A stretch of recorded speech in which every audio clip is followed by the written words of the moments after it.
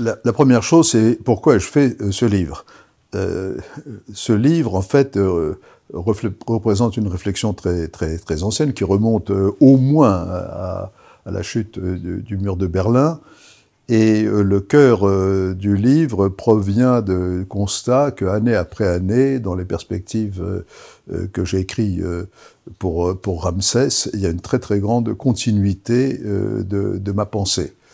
C'est-à-dire que ça forme un tout cohérent. Je n'ai pas changé d'avis après le 24 février 2022 et je pense que tout est cohérent depuis la période de la chute du système communiste. Donc ça, c'est le premier point. Il faut, je crois, comprendre les événements qui se sont déroulés depuis plus de 30 ans maintenant. Et cette compréhension est indispensable pour faire de la prévision et en particulier pour réfléchir sur l'issue des conflits, pas seulement d'ailleurs celui de l'Ukraine. Ça, c'est le premier point. Alors, le deuxième point, c'est qu'en effet, dans un long texte introductif, je discute la question du réalisme et de l'idéalisme en politique internationale. Mais encore faut-il bien s'entendre sur les mots.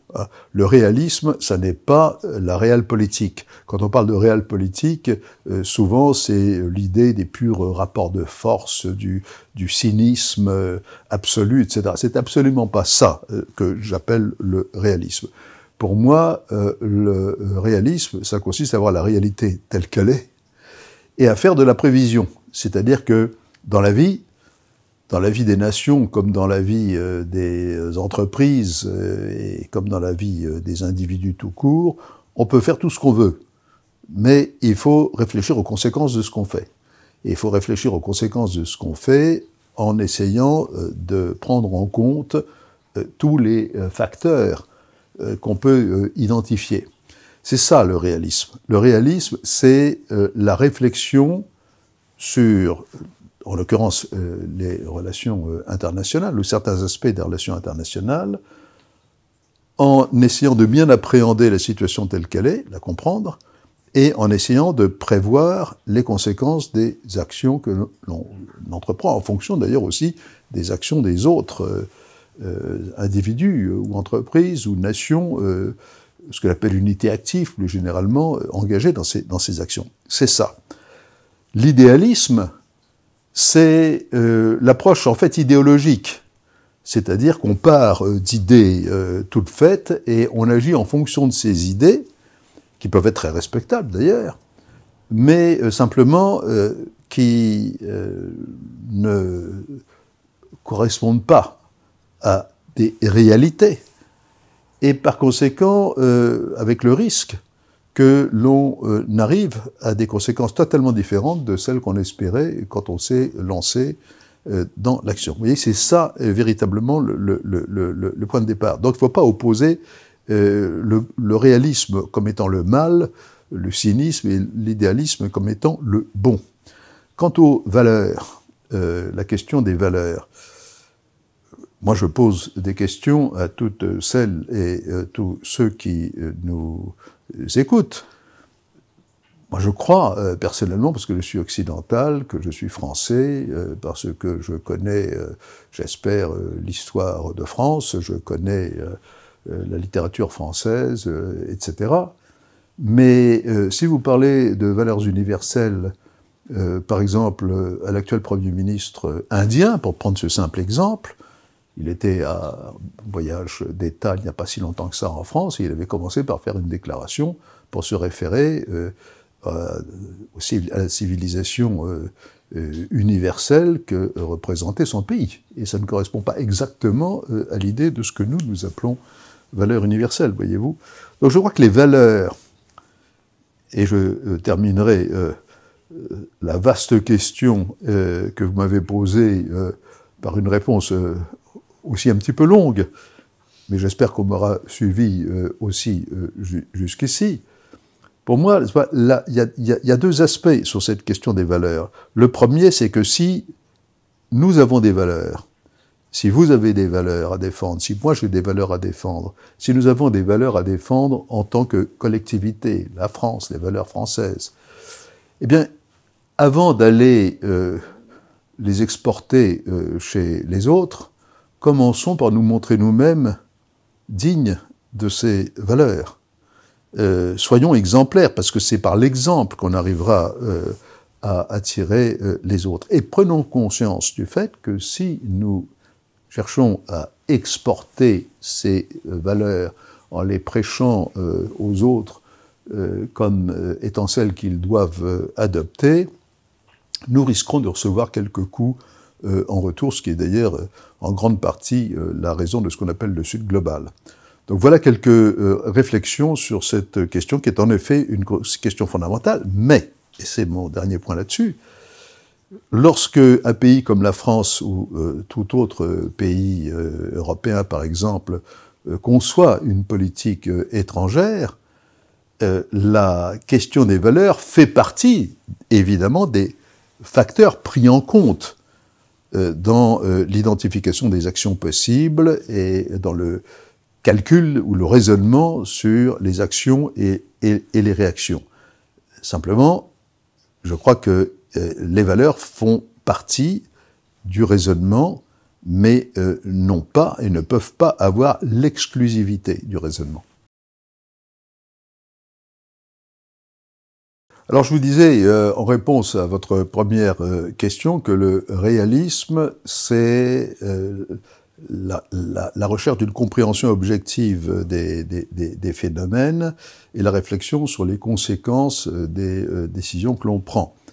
Alors, le premier point, en ce qui concerne la période que je couvre dans ce livre, va essentiellement de 1988, c'est-à-dire de la veille de la chute du mur de Berlin, pour dire les choses symboliquement, jusqu'à maintenant. Et maintenant, c'est-à-dire la guerre d'Ukraine, l'invasion de l'Ukraine par la Russie le 24 février 2022 et ses suites.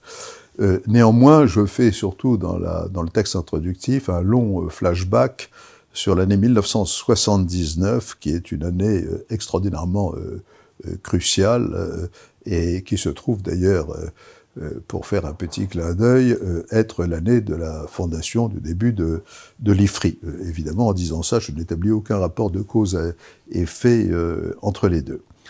Alors, la première chose, en ce qui me concerne, que j'ai constaté dans les événements extraordinaires de 1988, 89, 90 et finalement 91, c'est-à-dire la chute de l'Union soviétique, et que j'ai développé tout de suite dans mes textes de Ramsès, dont on trouvera une version dans ce livre, c'est que la chute de l'Union soviétique, c'est en fait deux phénomènes superposés. C'est évidemment la chute du système communiste, mais c'est aussi, et j'ai parfois envie de dire surtout, la chute de l'Empire russe. Et la chute de l'Empire russe, c'est la chute du dernier empire qui existait encore à la fin du XXe siècle, après des événements comme après la Première Guerre mondiale, la chute des empires qu'on appelait les empires centraux, la chute également de l'Empire ottoman. Et là, il y avait, après la Seconde Guerre mondiale, il y a eu la chute des empires coloniaux, qui étaient d'une nature très différente, parce qu'on parle empire, c'est un mot qu'on emploie, mais les empires, les grands empires historiques étaient souvent beaucoup plus complexes que ce qu'on appelle les empires coloniaux. C'est par abus qu'on les identifie souvent dans l'analyse, et ces abus peuvent conduire justement à des erreurs de raisonnement qui peuvent même avoir des conséquences dans les décisions que l'on prend. Donc l'Empire russe, il s'est effondré d'une manière totalement inattendue. Mais je pense que la première erreur qui a été commise, c'est qu'on n'a pas suffisamment pris en compte le fait qu'une chute d'empire, d'un empire aussi important que l'Empire russe, même quand elle se passe relativement doucement, comme ça a été le cas, cette chute de l'Empire russe à partir de 1989 et surtout de 1991, qui était l'année formelle de la dissolution de l'Union soviétique, s'est passé extraordinairement calmement. Il y a eu très peu de victimes, les choses se sont incroyablement... Il n'y a pas eu de guerre, littéralement, à ce moment-là. Mais il était prévisible. Et mes lecteurs verront que c'est un souci qui n'a cessé de m'animer depuis cette époque-là. Il était parfaitement prévisible qu'il y aurait des conséquences qui s'étaleraient sur des décennies. Vous savez, on dit souvent que l'histoire ne se répète pas. Bien sûr que l'histoire ne se répète pas, mais la plupart des événements qui émergent dans l'histoire ressemblent, ils ne sont pas identiques, ils ne sont jamais identiques, mais ils ressemblent à des événements du passé, certaines catégories d'événements du passé. Une chute d'empire, il y a eu beaucoup d'empires dans l'histoire du monde, et peut-être y en a-t-il certains qui réémergent aujourd'hui. Mais les chutes d'empire, ça a toujours entraîné des effets, des conséquences. Par conséquent, on a de la matière à réfléchir, à faire des comparaisons, etc. Et par exemple, ces chutes d'empire, c'est très souvent parmi les conséquences plus ou moins immédiates, des problèmes de minorité, des questions de revendication territoriale qui sont liées à des phénomènes mémoriels, etc. Et ces problèmes peuvent être plus ou moins bien traités. Et s'ils ne sont pas traités, cela entraîne des guerres. C'est tout à fait classique. Alors, je crois qu'à ce stade, j'aimerais rajouter un autre point. À propos de la guerre d'Ukraine, donc celle dans laquelle nous sommes au moment où nous parlons, à propos de la guerre d'Ukraine, il a été dit, redit, redit en permanence, la première guerre en Europe depuis 1945, etc. Mais, franchement, je suis stupéfait que l'on ne rappelle pas, ou très discrètement sans doute, puisqu'on ne l'entend pas souvent, que la première guerre en Europe après 1945, ça a été la guerre de la décomposition de la Yougoslavie, qui a été une guerre affreuse, qui a été une boucherie effrayante. Et cette guerre-là a été extrêmement maltraitée par les Européens eux-mêmes. Ils l'ont même tellement maltraitée, les Européens, que les Américains, qui n'avaient pas tellement envie de s'en mêler, ont été obligés de s'en mêler devant l'incapacité des Européens à traiter la question. Pourquoi ? Il y a un point, là aussi, on trouvera l'analyse dans le livre, c'est que la question, c'était celle de la décomposition de la Yougoslavie. La Yougoslavie, qui était un État relativement artificiel, basé sur une idéologie, d'ailleurs on retrouve toujours les idéologies au passage, avait été constituée sous une première forme après la Première Guerre mondiale, et sous une deuxième forme après la seconde, sous une forme communiste et avec le pouvoir du maréchal Tito, qui lui d'ailleurs était croate, il n'était pas serbe. Bon. Et la chute du communisme dans l'Europe de l'Est, où le maréchal Tito était mort, si je ne me trompe, en 1980, a entraîné la décomposition de la Yougoslavie, qui était prévu et prévisible depuis très longtemps par toutes sortes de gens. Nous n'avons pas le temps d'entrer dans les détails. Bon.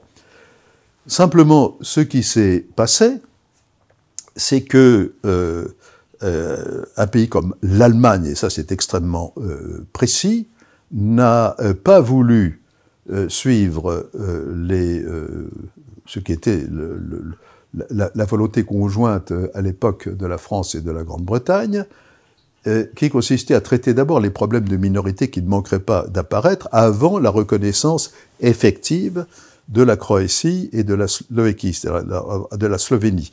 Donc avant la reconnaissance juridique, si vous voulez, de l'indépendance de ces pays. Ils ont voulu précipiter les événements avant d'avoir traité le problème de minorité. Donc il y a eu quelque chose qu'on appelait le plan Carrington, que je rappelle dans le livre, qui visait à traiter d'abord ces questions de minorité, et ensuite, après avoir bien étudié les différents aspects de la question, de reconnaître l'indépendance de ces deux États. C'est un exemple extrêmement malheureux, mais nous avons très mal traité cette affaire. Bien.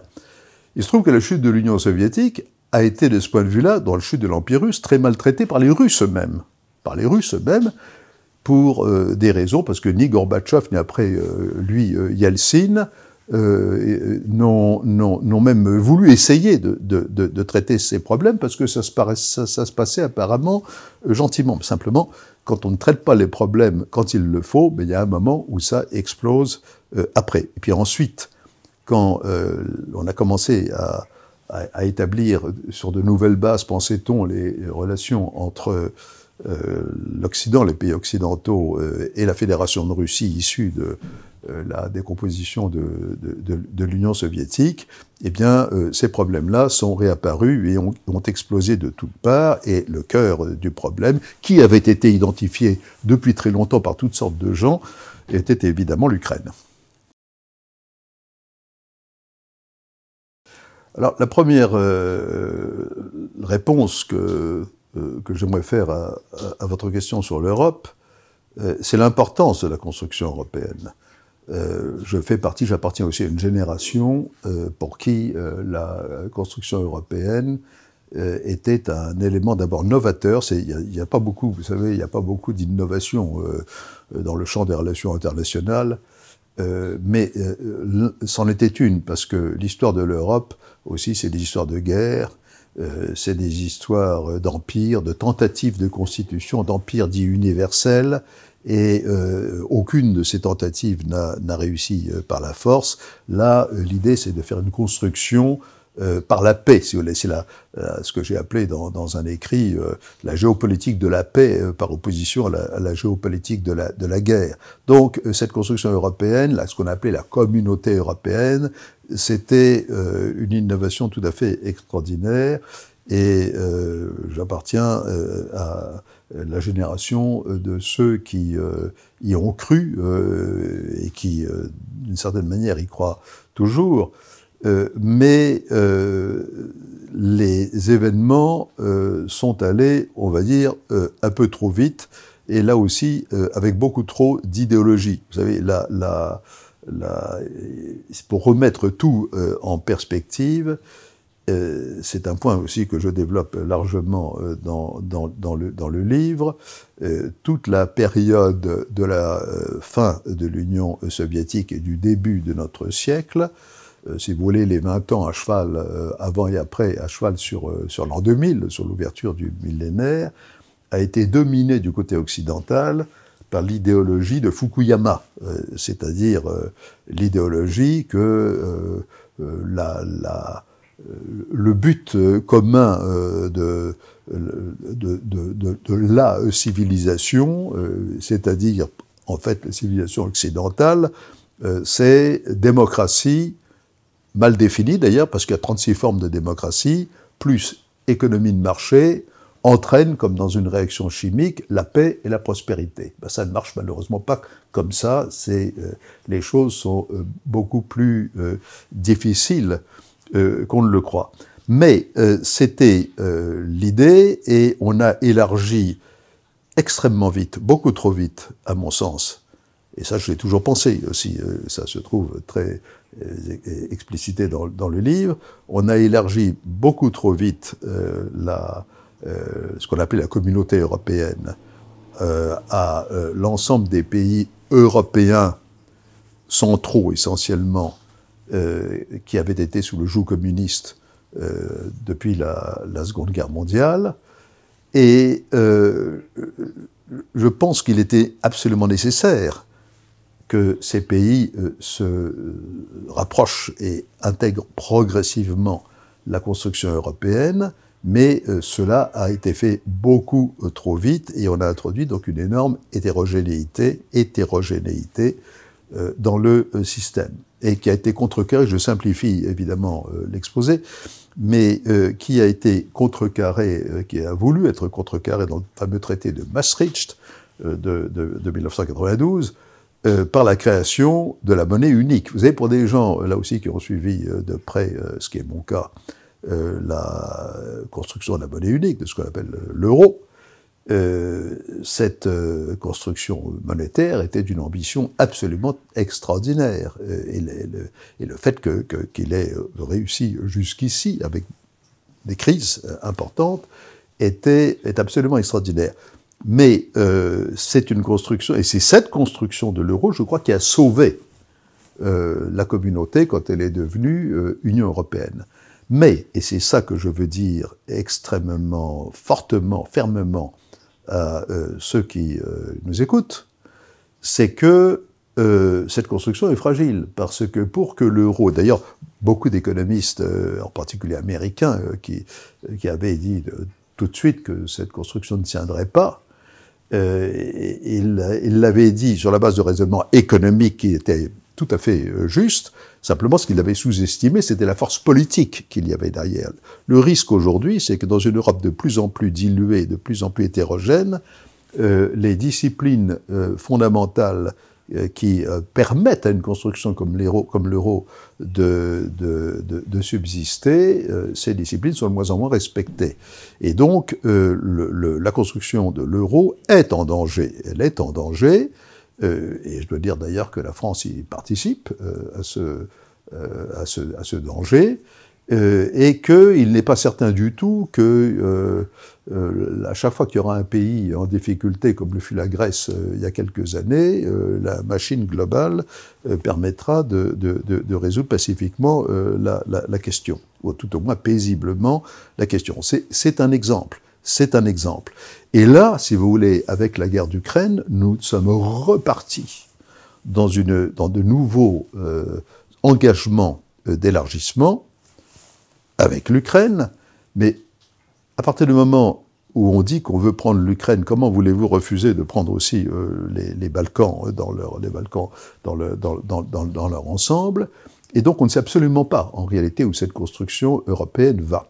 Et là, nous sommes vraiment dans une question existentielle, parce que je reviens à mon point de départ.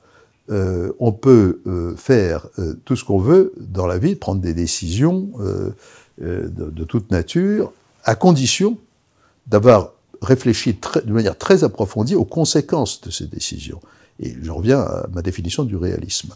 Or, aujourd'hui, on a pris des engagements sans réfléchir d'une manière approfondie aux conséquences de ces décisions. Ou pire, en étant hypocrite, c'est-à-dire en sachant parfaitement que ça ne se fera pas. Parce que, comme vous le savez, en France, par exemple, la loi exige que tout traité concernant des élargissements futurs de l'Union européenne soit ratifié par référendum. Et est-ce que vous pouvez m'assurer que dans je ne sais combien d'années, les Français voteront comme un seul homme pour élargir l'Union européenne à l'Ukraine ou à l'Albanie ou à tout autre pays actuellement candidat? Donc on est dans le flou complet, on est dans l'aventure complète, à un moment où, de plus, la situation économique de l'Europe en général et de la France en particulier, ces situations sont extrêmement préoccupantes. Pourquoi l'ère des affrontements? Jusqu'à présent, nous avons parlé essentiellement de l'aspect chute d'empire, c'est-à-dire chute de l'empire russe, pour parler clair. Bon. Mais la période dont nous parlons a connu bien d'autres phénomènes. Et pour n'en citer que deux, il y a la montée de la Chine, et il faut bien voir que la montée de la Chine, c'est un phénomène qui démarre avec à peu près avec la mort de Zhou Enlai d'abord et de Mao à la fin de la même année 1976. Et que dans les années qui ont immédiatement suivi, il y a eu une lutte pour le pouvoir en Chine, qui a abouti à la victoire des réformateurs. Les réformateurs, c'est-à-dire associés au nom célèbre de Deng Xiaoping. Et cette victoire était à peu près consolidée en 1979. Bon, cette année 79 qui est aussi l'année de phénomènes absolument majeurs qui sont la révolution en Iran, la fin de l'année 79, le début de la guerre d'Afghanistan, avec l'invasion de l'Afghanistan par la Russie, par l'Union soviétique à l'époque, et puis également l'attentat de la Mecque. Tout ça, beaucoup de spécialistes voient dans cette année 79 le début de la vague islamiste et de l'islamisme politique et du terrorisme islamique qui continue j'ai essayé d'éviter un mot comme le mot submergé, qui n'est pas très à la mode, mais enfin une vague qui continue de causer des ravages dans le monde entier. Mais c'est aussi donc l'année du départ de l'émergence de la Chine comme une grande puissance susceptible de concurrencer même les États-Unis à terme.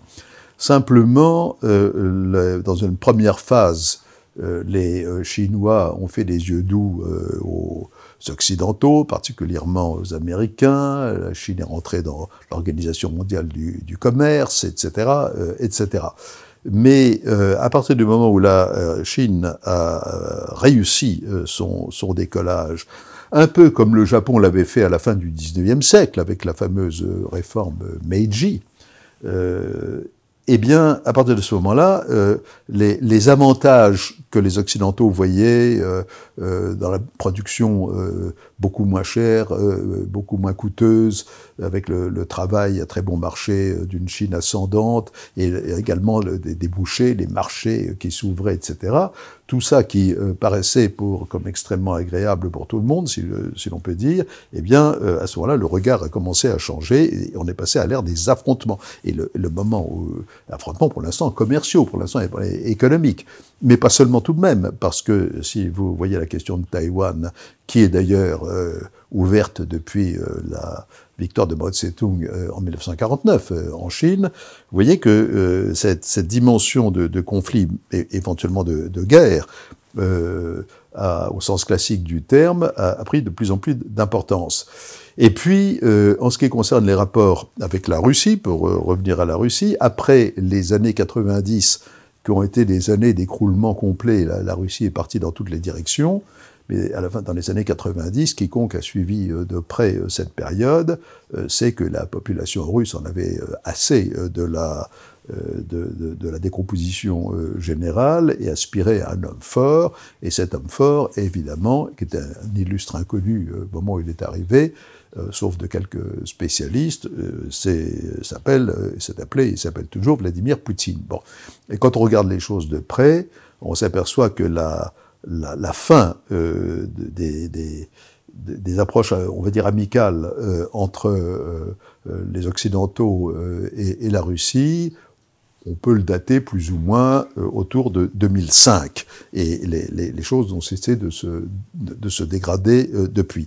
Donc on est passé, si vous voulez, des illusions de la fin de l'histoire, pour reprendre la référence à Fukuyama, et qui correspondait en fait à une idéologie en grande partie, à un retour d'une dynamique beaucoup plus classique dans l'histoire du monde, qui est celle des affrontements. Donc oui, l'ère des affrontements, nous y sommes en plein, et je fais partie de ceux qui pensent que nous sommes déjà engagés dans quelque chose qu'on peut appeler la Seconde Guerre froide. C'est une guerre froide qui a des chances d'être sensiblement différente de la première, parce que la première, au fond, était beaucoup plus simple. La première guerre froide, c'était, il y avait le monde libéral, les Occidentaux, il y avait le monde communiste, et très peu d'échanges économiques entre les deux, pour toutes sortes de raisons. Donc le schéma était relativement simple, et comme il y avait l'ombre de l'arme nucléaire, les conflits, les rivalités étaient détournés vers le tiers-monde, si vous voulez. C'était un petit peu ça, pour résumer. Bon, Là, c'est beaucoup plus compliqué parce que si vous prenez la Chine et les pays occidentaux, y compris les États-Unis, vous avez beaucoup d'acteurs de tous les côtés qui veulent continuer de commercer, mais simplement pas n'importe comment. Par exemple, les Occidentaux, les Américains surtout, ne veulent pas exporter des technologies sensibles qui pourraient profiter au développement de la Chine au point de rendre possible l'avènement de la Chine comme première puissance mondiale. Vous avez toutes sortes de choses qui rendent tout cela beaucoup plus compliqué, pour tout dire, beaucoup plus complexe, qui n'est pas exactement la même chose que compliqué. Voilà, donc, mais guerre froide quand même, parce qu'il y a toutes sortes d'arrière-pensées et toutes sortes de possibilités de dégénérescence des conflits. Un conflit n'est pas nécessairement un conflit armé. Il y a beaucoup de conflits qui ne passent jamais par la case guerre, fort heureusement. Mais là, nous avons beaucoup de conflits qui pourraient dégénérer dans des guerres. Et dans le pire des cas, en effet, le risque d'une troisième guerre mondiale. Il faut toujours, il faut pas l'exagérer, il faut pas propager la peur, etc. C'est là. Mais je pense que le réalisme, c'est aussi je l'ai dit au début, j'ai employé le mot de lucidité, c'est-à-dire que il faut suffisamment être capable de suffisamment identifier les risques, même très peu probables, si on veut avoir une chance de les éviter.